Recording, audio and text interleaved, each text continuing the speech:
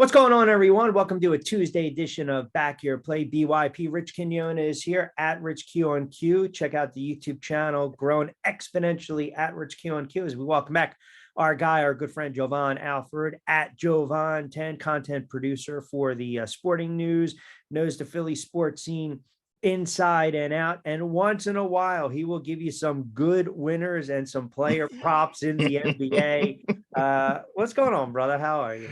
I'm doing good, man. Glad to be back on the show for another week. Got a lot to talk about. Yes. It's all every time I come on now, it seems like we got a whole lot of things to talk about. There's always news. Man, that's what we want. We don't want that dry season, right? The dog days of summer are brutal in this industry.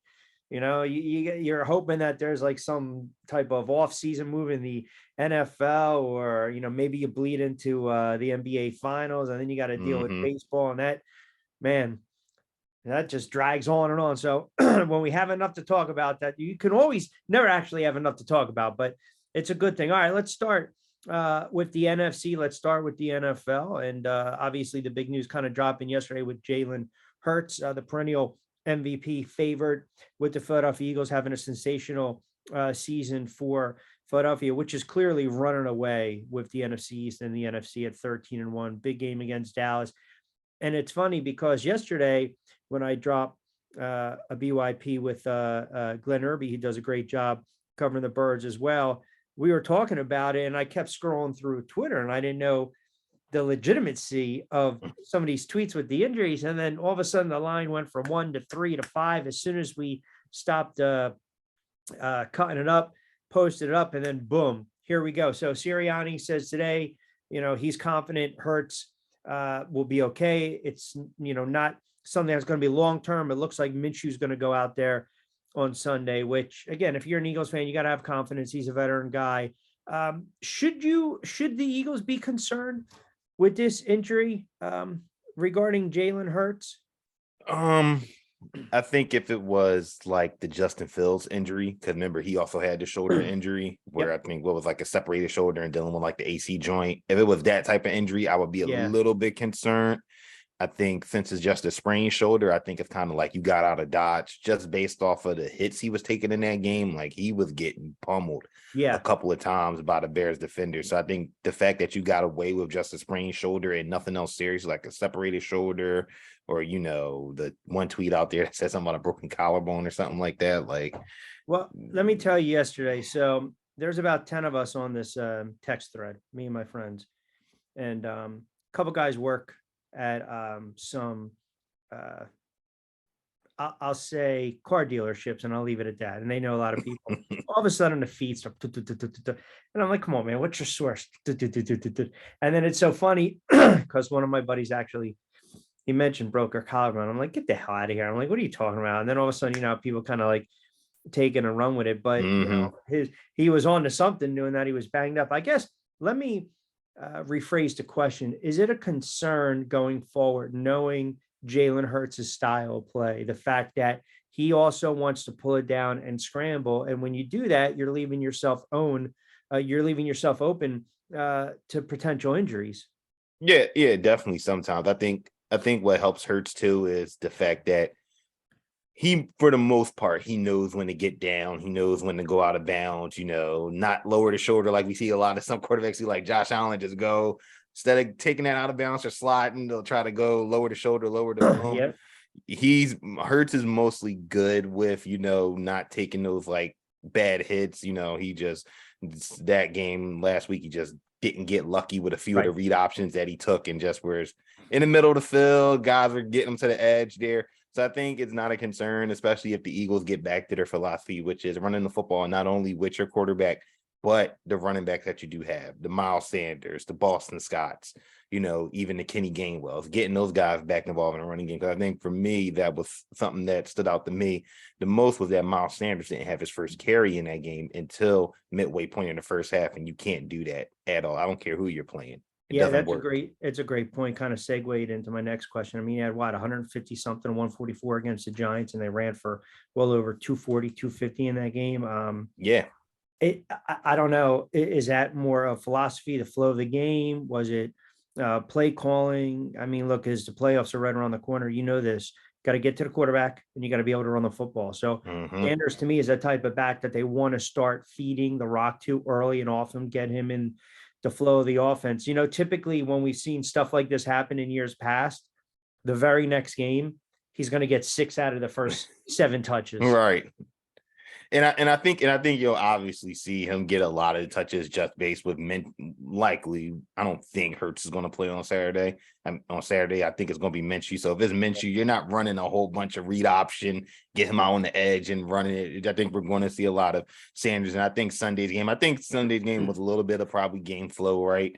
And then also I think play calling too. They probably wanted to do the opposite. Like, okay, if they're going to leave us one-on-one matchups with the receivers, we're going to take our shot, with Devontae Smith, with AJ Brown. However, sometimes you got to attack a team where they're the most vulnerable at. And we've seen this Bears team, they do not stop the run. They can't stop the run. And that's something where you should have taken more advantage of. And I also think part of it too, the offensive line. I didn't feel like the offensive line played its best in this game. I didn't feel like they were like dominating, getting off the ball. I felt like the Bears defensive line, Travis Gibson and, Mike Pennell, they were able to look like they were inserting their will a little bit more on that Bears defensive line. So hopefully they switch it all up, get back to the running game, because like you said, the games where they won in, against Tennessee, the Giants, even the Packers game, which, was closer than the score indicates, they ran the football and they ran it well. You're going to have to, especially with the cold weather, and they're going to be hosting a lot of games. Well, really, when you think about a divisional game, then a championship game, if it plays out. But yes, I know that the line's dropped to 5 right now. Dallas is 10-4. We saw them choke up a big time lead against Jacksonville. We know their secondary is suspect at this moment. And we also know the quarterback is suspect. He's not playing well behind that offensive line, starting to see some ghosts, throwing some bad interceptions. I think whether it's Hurts or Minshew, I would be confident taking the Eagles in the 5. Yeah, I mean, if you're able to get the Eagles at 5.5, I mean, you got to take it. I mean, what we were seeing yesterday, like 6.5, 6, like that's good at any spot, especially with, again, this Eagles team. They won't have Hurts, but they still have their whole offensive, weapons. Dallas Goedert, he was just activated off injury reserve, so you add him back to the fold. And like you said, the Dallas defense, it haven't looked very crisp, as of late. Like you said, that Jacksonville game, you're up 17 something points. You have to be able to put your foot down. Yeah, pardon me. You have to close them out. You have to, and that's a trend in the NFL that is absolutely alarming, where teams, i.e., the Raiders, can't close out teams, right? I mean, the Colts. Look at the Colts. We're going to get into that. That's an aberration. That's like times 16 games. I want to get to the Giants on Sunday night. Must win. They had to have it, and I'm liking what I'm seeing from Saquon, and I'm liking what I'm seeing with Daniel Jones. That was a great drive. End of the half, they went for it on 4th down. I think it shows you that the head coach trusts the kid. They still have no one to throw to, but ultimately, I mean, listen, everyone came out of the game talking about the officiating, and obviously, everyone knows, right? Off the air, I'm a Giants fan, right? Everyone sees the blue. Okay. I can say this. That team has been screwed so many times over the last several years when it comes to horrible calls. Now, It just so happened that there were bad calls that were taken back against Washington, or I should say called against Washington and not called against Washington. 2 blatant obvious, the one that was really was it McLaren or wasn't Samuel? And I'm drawing a blank where he wasn't set. That was McLaurin. Yeah. McLaurin. I'm sorry. McLaurin, Terry McLaurin. So I have a problem with that because the line judge basically acknowledged it. And when you go back and you watch it, he was waiting to throw the flag. Right. So that's one. And then obviously the no pass interference call, which was blatant pass interference. I've gotten a lot of people come on my thread of late, and they're like, of course you're not going to say anything. And then I point out some of the bad calls that have happened over the last several years, but just not in that type of game. I mean, look at the Raiders game. That wide receiver was clearly out of bounds on that late touchdown. I mean, clearly out of Yeah, bounds. We've seen, remember a couple of years ago with the jet play with the tight end, we've seen plays in the NFL. So somebody was asking me, look, do you think ultimately the NFL should replay every single flag? No, because you're taking the human element away. That's what you're mhm. doing. And then do you know how long these games now would go if you It would be an extra hour at least an so extra hour. what did you think of the officiating or lack thereof in that Washington and Giants game? And what's a remedy here? I mean, the officiating, I think, like you said, every week in the NFL, we're going to find something that is just egregious, right? It's the human element. It happens in every sport, right? Specifically in football and baseball. Baseball Yeah, with the strike zone, football, that's right. with judgment calls, right? We're talking about judgment call, judgment plays. The McLaurin thing, the ref doing that blatantly egregious. You just can't, you can't. He's like basically asking you, like, hey, am I what's the name? And then you just totally He's asking throw the for flag. permission to go in the cookie jar, and then when he does it, he gets his hand slapped. Right. So that's messed up. And then, like you said, the pass interference, that's rough Horrible. because, like you said, the guy's getting hugged, so there's no way he's going to catch But it. you make But that call late, though? Do you make that call late? that's the tough part, right? That's the tough part because at the same token, they wouldn't have been in that spot, if things didn't happen in a certain way because they were inside the 5 before that Listen, had happened. Heineke's got to score on that scramble, man. I mean, KT had great break to the ball, closing speed, but you got to Mm-hmm. figure out a way to get in. And there's no guarantee they're going to get the 2-point conversion. But to your point, yeah, it was just, and I thought they missed a Daniel Jones hold face mask call. I thought they missed a third down hold on a couple previous drives for the Giants. It goes both ways. Um, Nothing is locked up. They're 8-5-1. Washington obviously falls to a 7-6-1. The Giants need a couple, things to still break. I think if they and again, maybe you get the letdown from Minnesota. You beat Indianapolis. Who knows what the Eagles are going to do? I mean, imagine it comes down to the Giants having to beat the Eagles again, and Sirianni's like, "No, we're going to play everyone. Giants don't have a chance in hell." You never want to depend or rely on other teams. So if they were to figure out a way to get by Minnesota, all they would have to do is beat Indianapolis. I mean, I'm not putting this team in the playoffs yet until I see the little C for clinch the playoff spot, but Right. they needed that win on Sunday night. Oh no, that win was huge, right? And then a tie in a lot of instances counts as another win. So you do have another win in your back pocket. And I think for the Giants, for them to win, it's going to come down to the running game. There's going to be you have to get Saquon involved a lot. We're talking like how he was used in early in the season, where he's running the ball, but we're also using him as a pass catcher because you can't depend on, Richie James and Isaiah Hodgins, who have both just exceeded expectations this year. Yes, they have. They've over exceeded expectations, but you need him to do his thing. And then just defensively, I think that it's going to be the defense. The defense is going to have to win it for him. It starts with that front 7. If Kayvon Thibodeau can continue to play the way he's been playing, he could be that difference maker for him, because that's also another thing from that game on Sunday. He Yeah, scores 7 points. He scores a touchdown. So that's another thing. I mean, and they finally called up Landon Collins, who made a couple plays. They released Tate Crowder, so Collins will get more reps. Still, we don't know about Adoree Jackson or McKinney, 2 big losses. All right, so let's get to these 2 ridiculous games. The Minnesota and Indianapolis game. I tweeted this. I mean, I remember, as a kid, the 98, the wild card game, the not 98. I'm sorry. Yeah, no, 98. Buffalo. that's And the Oilers, no, right? I'm sorry. Not that 98 game. That was the Music City Miracle game. The Oilers game. That was what? The 90-91 Buffalo and Tennessee, when they had the big lead, like I think it's 35-3. Yeah. Probably. See, I told you it's we got to change this to a hot toddy Tuesday. Who knows? I already started early, but I remember watching that game, and I looked at my father and I was like, "This game's over," and he's like, "It ain't over yet, son." And we saw exactly what happened I'm watching this game over the weekend and I'm like, this is ridiculous. Like, all you need to do in a game like that is get one stop.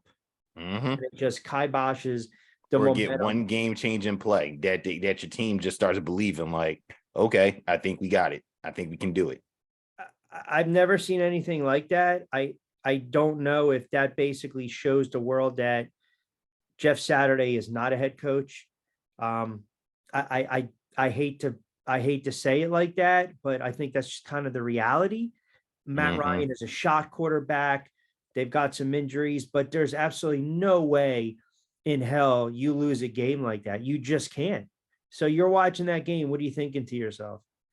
Well, what it's like 33-0 at halftime. I'm just like, all right, they're blowing them out. I'm like watching the Celebration Bowl at the same time. So I'm like watching more of that than that. I'm checking the score. I'm like, all right, Colts blowing out. This is a shocker. They should be able to hold on. Then you start seeing, the tweets and saying, and the alert saying they're coming back. Oh Cousins a yeah. touchdown. It's 35-33. Now it's 22. Now it's 26. And you're like, no way this is going to happen. And then they just completely just implode. And like you said, if Jeff Saturday wanted to be an NFL head coach, that was probably the more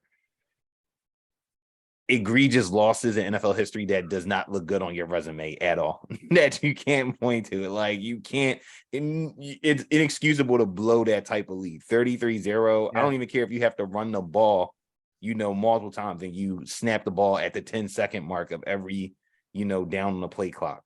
I love how Winky edits it real quick. So it was 92-93 playoffs, 35-3. They win 41-38. And then they said the 32-point comeback is the largest in NFL postseason and the second largest overall behind the 2022 Oh man. Indianapolis Colts. And then you have just the inexplicable play of plays. I mean, I this is why you can't bet on the NFL sometimes, right? And we talk sports betting on the show. I mean, Yep. you're watching that New England game, you're watching that Raiders game, and I'll get your thoughts on it. But I tweeted this and I talked about it the other day, and I haven't heard anyone really bring it up. So you get a running play. If that's the case, just get down or honestly just take a knee, right? Call it a day. But the fact that if you go back and I watched it like 30 something times already, Chandler Jones whiffs on the tackle. Mm-hmm. He gets back up, but he doesn't pursue the back. Okay. He doesn't hustle back, so to speak. Right. If he doesn't do that, that lateral, he's in position, right place, right time. That ball's not even coming his way. You go back and watch that play, you will see him grab for the back, fall, and then give up on the play and kind of get back up. If he's pursuing the back after he falls, that lateral is probably going to be caught by Mac Jones. Yep. And who knows, what we're talking about. And by the way, I mean, come on, if you're a quarterback, try to make some type of play. Yeah. My goodness. I mean, kick them, trip them, do something. What's the worst that happens? Right. If you trip them, there's only a penalty. All right, that's great. Well, you probably get the untimed down if you're actually saying possession has changed. Who knows? But geez. And that's a Bill Belichick coach team. Yeah. And they've looked pretty bad over these last 2 years under Belichick, but I think it's also Matt Patricia as offensive coordinator. But yeah, that play was the perfect microcosm of how the season is going for the Patriots. And then, like you said, I know Belichick said that he couldn't throw it that far. All right, I get it. But like you said, how many times we've seen, it doesn't matter if it's the NFL or college, some guys just run the ball out or they just nil it and say, all right, going overtime. Let's see how this all, plays out. We're not going to test anything. Instead, like you said, they run it and he laterals backwards, and then Jacoby Myers, for some reason, tries to make another play. And that's all I find is funny when these type of plays happen. They're going more further backwards than they are going forward. So you're essentially now putting yourself in a position where things could get really bad in just one play. And I think we saw that happen right there. And then Mac Jones gets stiff-armed into the turf, not even trying. And now the Raiders have some semblance of a playoff shot. Once you throw it back across your body, so to speak, in the middle, nothing good No. is going to happen. And I was laughing my ass off, to be honest, because Joe Judge is special teams coach. So I'm Oh like, yeah, that is true. have at it. That's right. He is back there. Yeah. Go ahead. All right, let's take a look at a couple of these games before I let you get out of here. Thursday night looks like no White. Pardon me. Zach Wilson, Jags 6-8, Jets 7-7, coming off the bad loss against Detroit, but they're laying 1 point. Who do you like in this one? Ooh, that's a good one. That's a good one. I've been going back and forth for the game just because I know the weather is going to play a big factor into this game. The question is, coming into this game, which quarterback do you trust more in this spot? Do you trust Zach Wilson or do you trust Trevor Lawrence? For me, I'm going to trust Trevor Lawrence and his head coach and Peterson because I think he can kind of help ride the ship in a game that's going to be tough because the Jets defense, they did a great job last week against, the Lions outside of that one big blown play on fourth and inches. They get that stop there. It's a whole new ball game. Yep. But that being said, I like the way Trevor Lawrence is playing right now. And if Travis Etienne can not fumble the ball, which he's done consistently over the last few weeks, he can hold on to the ball. I think the Jaguars come out with a win and they put more pressure on the Titans. That's right. To win that AFC South. Yeah, their quarterback's banged up. Henry's wearing down a little bit. Seattle, I think they kind of peaked after they beat the Giants, and you're starting to see them come back, right? That was kind of like their high point. Chiefs are laying 9.5 in this one. I mean, that's a lot of points, but still, you're starting to see Kansas City leak a little bit of oil, if you will. We saw it against the Texans. We saw this years ago with the Patriots in 2007. Once the playoffs are, we even saw it last year with the Rams, to be honest. They weren't a dominant team, and you start to see them leak a little bit of oil, but they still went on to win the Super Bowl. I mean, would you lay 9.5 with Seattle here? It honestly depends if they have Kenneth Walker. If Kenneth Walker is playing, then I give them a shot to at least keep it, within that 9, because like you said, that's a huge spread. Kansas City, they don't really have, they just won the division, last week. They're still in the running, to get that, top spot in the AFC, which I know they probably, definitely want.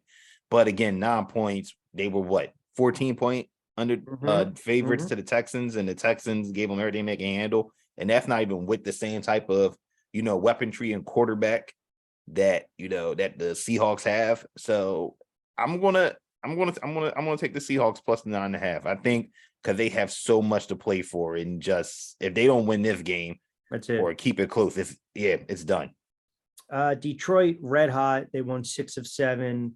They're laying 3 against Carolina. Carolina's 5-9, but playing a little tougher. Look, they're right there if Tampa keeps slipping, to be quite honest. And the funny thing is they beat Tampa earlier in the year. So I still think Jared Goff is getting no love. 3,600 yards, 23 touchdowns, 7 picks. No one's talking about the offensive line. He's only been sacked 19 times. That team scares the bejeebuses out of me because they can backdoor everyone. So obviously I'm hoping Carolina can pull off a win here, but you're just looking at Detroit and they're just playing really hot at the right time.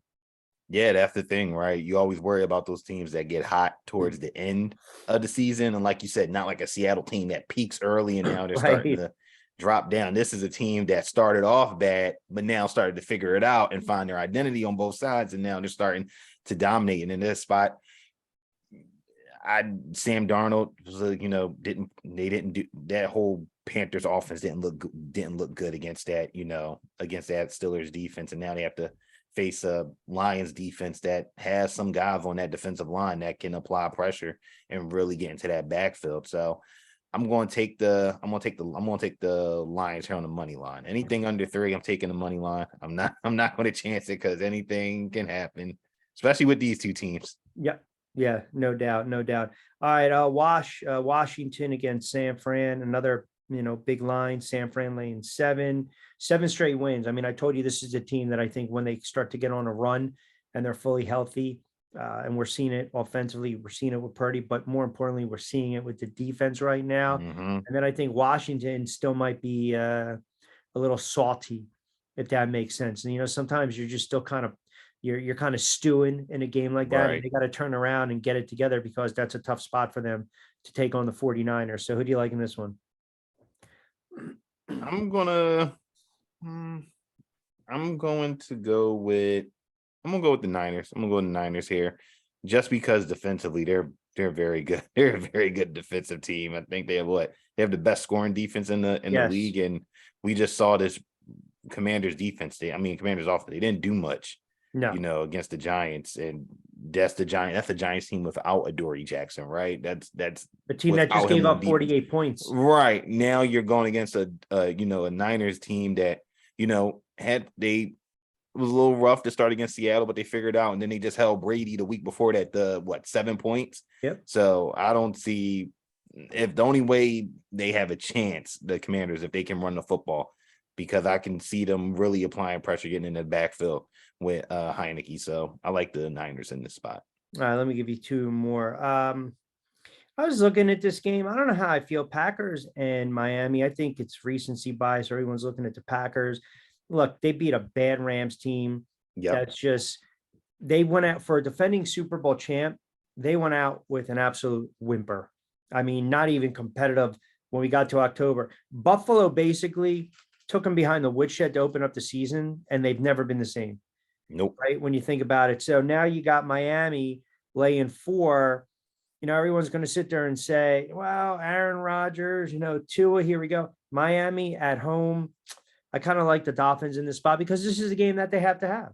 Yeah, I like the Dolphins in this spot too, because like you said, it's a game that they have. But also, I think even though they came up on the losing end in last week's game, I thought they played better. I thought they looked better than what they did against the Chargers, and then in the week before that against the Niners. They figured out, hey, we got to run the ball. We run the ball, we're successful. And you saw, Raheem Mostert start to get things going, and then defensively, they can make some plays. It's not like this defense doesn't have playmakers. If they run the ball, they make plays. I think they get this win here, because like you said, everybody's probably riding the Packers wave and Rodgers winning on prime time. Nah, you gotta look at the better team here. It's the Dolphins. Yeah, I mean, Rodgers comes back because of the money, but I think Brady's shot and done in Tampa. And every time I've said that, he's going on and won a championship, but I don't think it's happening this season. I mean, they're going to be, they might be on the outside looking in. All right, lastly, got to ask you about the Giants on the road against Minnesota. Do you buy in any type of letdown by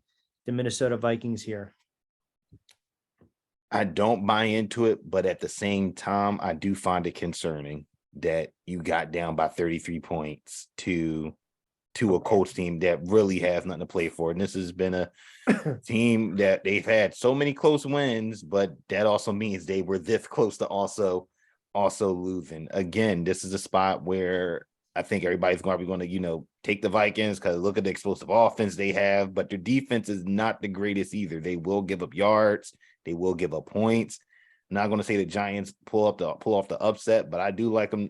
I do think they keep it close here, because again, if they run the ball, which I think they can do, and Kirk Cousins will give one away. He's always liable to at least give at least one interception. So I think the Giants cover here. I think the Giants cover here, and a must win, spot for them to try to stay close in that race. Got about 30 seconds. Light night in the association. You got 5 games. You got a player prop or two. Anything to look out for tonight? Player prop? No player props. No plays in the NBA tonight. Nothing. I do got one play. I like the Jazz on the money line. Let's go Jazz on the money line. That line's 2.5. Yes. Against a horrible Detroit team. Yes, which is very interesting to me. But I think, this is a good spot to get them, just because second out of a back-to-back, they're 5-3 against the spread on the second out of a back-to-back. Their last 2 losses have been against the Cavs and the Bucks, which, I mean, that's a tough gauntlet for everybody to go to. But the Pistons haven't been great at home. I know the Jazz have struggled on the road as of late, but I just think they just have the better talent and the pieces in this spot. It would have been different if Detroit had Cade Cunningham. That's right. Playing. There's no Cade. I think the Pistons will be able to take advantage of the Jazz in the paint with, Duran and Isaiah Stewart. But if Lauri Markkanen does what he does, I think everybody else will follow on that team. So I think the Jazz get the win. That's like my favorite play tonight. Yeah, and the 2 games you mentioned, Cleveland and Milwaukee, they gave up 122, 123. I don't think Detroit No, Detroit's not Firepower. getting. Yeah, they're not getting that No, much. Even though when no. they played earlier in the season, It was a I high think scoring game. yeah, the high scoring game. I think Yeah. Detroit dropped 125. But again, totally different Detroit team now with this part of the season. Yeah, I mean, Benita Microwave Johnson's not walking through that door with this squad, or Isaiah or Joe Dumars. He is Jovan Alford, content producer at the Sporting News at Jovan10. All right, brother. I always appreciate the insight, man. What do you got working on this week before I let you get out of here? Um, Pretty much. Got another fantasy pod for everybody coming soon on on Total Sports Live podcast. Me and the guys, we're looking at week 16, which is probably the semifinals for a lot of people. Giving them their, waiver wire, giving the guys off the waiver wire, start sit-ems, things like that. Got a couple of things out on totalsportslive.com. Harrison Brown just did a NFL draft notebook, and we have a waiver wire report from Seth Fisher. So a lot of good stuff coming down the pipeline, even though it's, Christmas coming up, still got some stuff out there for some people to check out. Absolutely. All right, my friend. Listen, have a good holiday, and You too. hopefully, you were not naughty. You were nice this year. Maybe you get something. Who knows? I don't know what you want under the tree, or I don't know what you want outside or in the sky or on the window. So I don't know, but hopefully you get whatever your little heart desires. And we'll do it again next week, brother. I always appreciate you. For sure. All right, you got it. All right, there he is, my guy Jovan Alford, doing a great job as always. Don't forget, check him out on Twitter, as we mentioned, at Jovan10. And also coming up next, we'll have our guy Lloyd Vance join us midway through a Tuesday edition of Back Your Play.